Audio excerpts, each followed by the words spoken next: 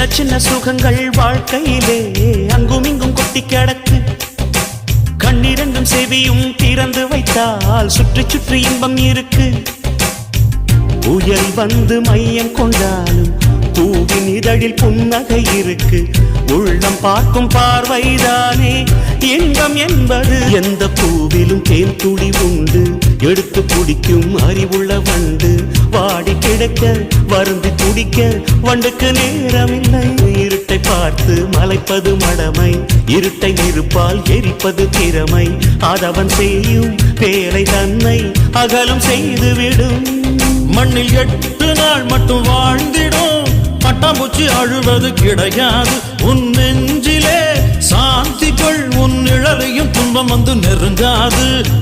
வாழும் ஆளை சார்ந்தது வாழ்க்கை என்பது.